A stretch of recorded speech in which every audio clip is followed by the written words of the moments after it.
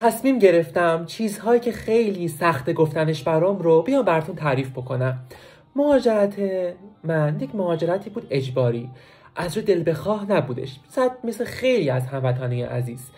چون من عاشق کشورم بودم، عاشق وطنم بودم، عاشق خاکم بودم. یادم میاد دقیقاً اون شبی که می‌خواستیم بریم فرودگاه یه حس خیلی عجیب و غریبی داشتم.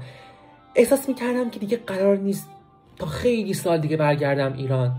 و بانک فامیلا میگفتن که نه برمیگردی تا 2 سال دیگه و اینا، میای دوباره و اینا، ولی من فکر نمی‌کردم. و برای آخرین بار تمام خودم رو دیدم. با خودم میگفتم چرا باید پروازمون توی شب باشه؟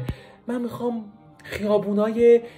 موقعی که از راه خونمون میخوایم بریم تا فرودگاه، میخوام خیابونا رو ببینم، خیابونایی که حتی تا یک دو هفته قبل اهمیت نمیدادم بهشون، میخوام الان همه رو با جزئیات تمام ببینم، میخوام تو ذهنم ضبط بکنم.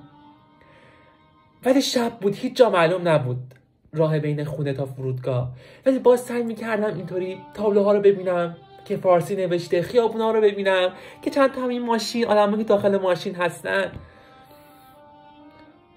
وقتی رسیدیم فرودگاه گفتم خدایا پرواز کنسل شد، نمیخوام برم، نمیخوام اتفاقی بیفته، یه چیزی بشه که اتفاقی بیفته که نریم، نمیخوام. و رسیدیم کشور مقصد. وقتی رسیدیم من عین یه پرنده آب کشیده‌ای بودم که انگار از درخت افتاده بود. بعد از 6 ماه من از 98 کیلو شدم 55 کیلو و این کاهش وزن برای خودم عجیب بود که چرا.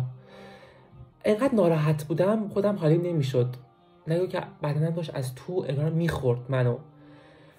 یه روز با خودم گفتم که بیمارستان روانی هستش 2 تا کوچه بالاتر خونمون، گفتم که میرم فوقش با همین پای خودم میرم خودم بیمارستان روانی بستری میکنم دیگه، تمام میشه دیگه فوقش دیگه. یعنی انقدر فشار روی من بود، ولی اون باوری که به خدا داشتم انگار کمک هم کرد، منو از رو زمین بلند کرد و دوباره روح جدید به من بخشید. با اینکه من یه تیکه وجودم هنوز ایرانه و مطمئنم یک روزی میرم ایران. و بچه‌ها با خودم تنظیم از ایران آوردم این پاداش مادر بزرگم که از بچگی داشتم و این صلوات شمار هستش. و هر موقع استرس میگم صلوات شمار رو صفر میگیرم دستم، میگم به خدایا کمکم کن. نمیدونم نیروی خاصی داره حالا بر عقل خودم.